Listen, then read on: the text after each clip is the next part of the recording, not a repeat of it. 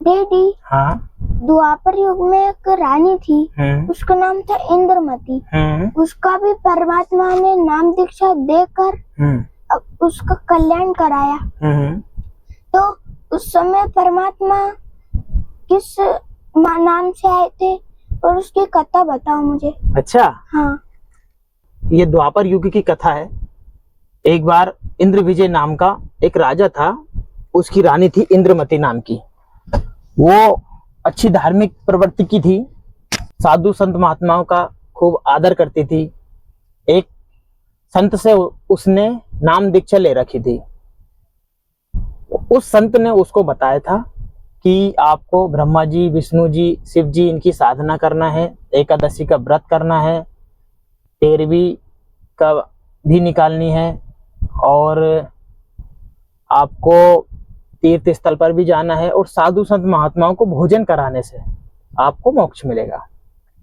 उसने कहा ठीक है, तो उसने यही किया। अब एक दिन क्या हुआ, एक समय ऐसे आया कि सारे संत महात्माओं का एक कुंभ का मेला भराया। तो सारे संत महात्मा कुंभ के मेले में चले गए। अब जब कुंभ के मेले में चले गए तो रानी जी, क्या हुआ, 1 दिन हो गया, 2 दिन हो गया, 3 दिन हो गया, 4 दिन हो गया, उसने भोजन नहीं किया। क्योंकि उसने क्या है, प्रण कर रखा था कि पहले संत महात्मा को भोजन कराऊंगी, उसके उपरांत ही मैं भोजन करूंगी, जिससे मुझे ये याद बनी रहे। तो उस दिन उसकी बड़ी बुरी हालत हो गई। उसने कहा बांदी से कि देख बांदी, कोई देख ले साधु संत महात्मा, अन्यथा तेरी रानी आज मरेगी। तो उसने छत पर चढ़कर देखा तो एक परमात्मा क्या है, हर युग में आते हैं। परमात्मा द्वापर युग में आए थे करुणामय नाम से। तो मालिक अपनी भक्त आत्मा को शरण में लेने के लिए कुछ ना कुछ अटकलबाजी करते हैं, किसी भी प्रकार से परमात्मा उसको शरण में लेते हैं। तो उस समय उनको दिखाई दिए परमात्मा साधु रूप में, सिंपल वेशधारा, सफेद कपड़े, दाढ़ी। तो परमात्मा दिखाई दिए। उसने कहा रानी से आके कि रानी जी, एक साधु संत महात्मा जैसे लग रहे हैं, कहो तो आप बुला लूं। तो उसने कहा तुरंत जा और बुला कर ला। वो गई और परमात्मा से कहा, कबीर साहब करुणामय जी से, कि आपको हमारी रानी याद कर रही है। उसने कहा रानी का और मेरा क्या संबंध? भाई आपकी रानी, अगर मैं चलूं और रानी ने मना कर दिया कि तुम्हें किसने बुलाया, या राजा ने ही बोल दिया अशुभ शब्द, तो बेटी संत का अनादर करना बहुत बहुत पापदायक होता है। तो उसने कहा आपकी रानी को कहो, उसको गरज है तो वो खुद आए मुझे लेने। उसने, बांदी ने सारी वार्ता रानी जी को बताई। रानी ने कहा ठीक है, मेरे हाथ पकड़ और लेकर चल।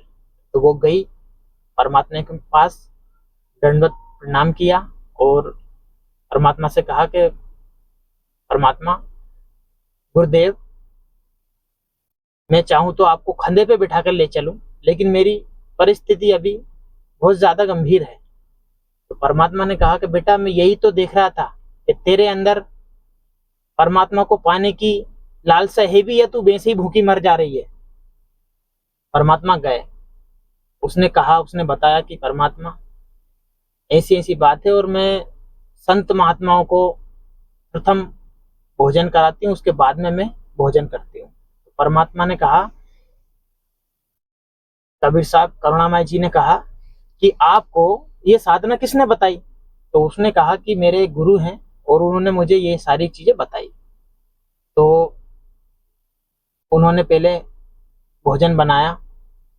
रानी ने, परमात्मा ने कहा कि मैं भोजन नहीं करता, मेरा शरीर ऐसा नहीं है कि भोजन करूं। तो उन्होंने कहा कि गुरुदेव जो भी हो, आप भोजन नहीं करोगे तो मैं भी भोजन नहीं करूंगी, चाहे मैं मर जाऊं। तो परमात्मा खुश हुए और परमात्मा ने कहा ठीक है। परमात्मा वही होते हैं जो चाहे सो कर दे सदगुरु।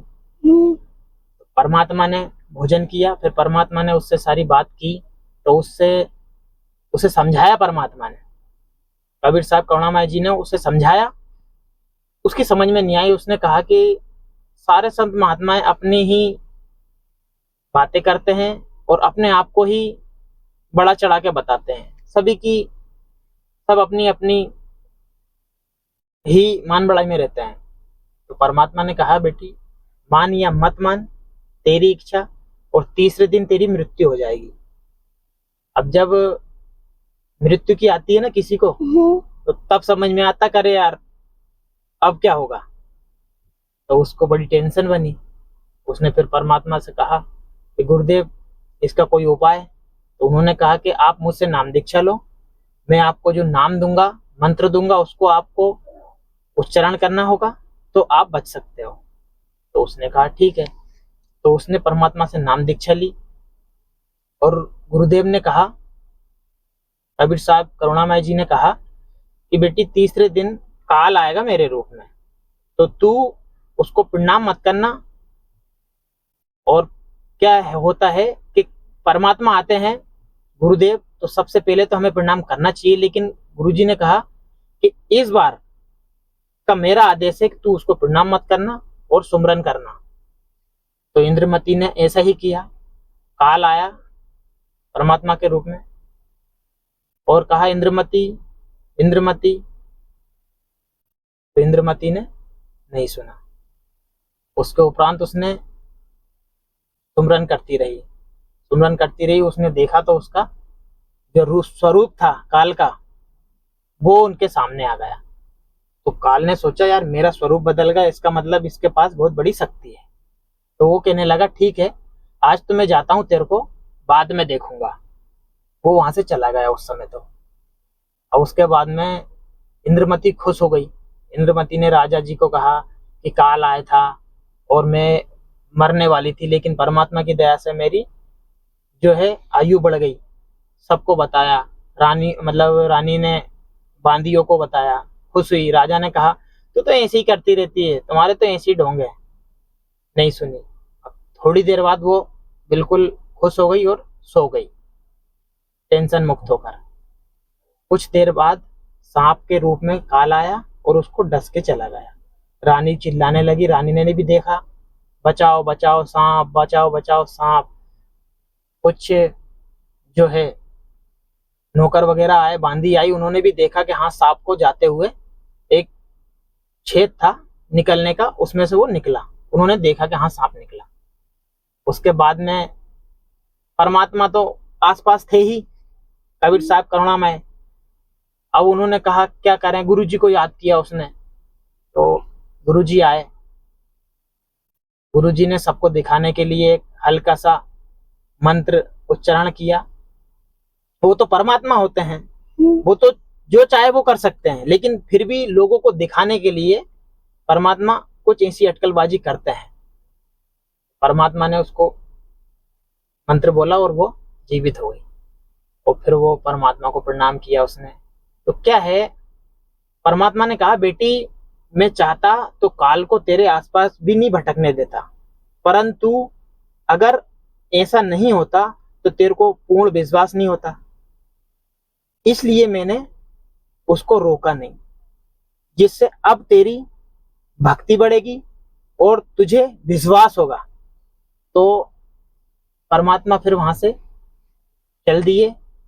उसने खूब डट के भक्ति करी और परमात्मा ने उसका मोक्ष कराया। अच्छा डैडी, ऐसा है? ऐसा है। ठीक है, आपने मुझे बता दिया। ठीक है। सत्संग। सब्सक्राइब, हमारी वीडियो को लाइक और शेयर जरूर करें।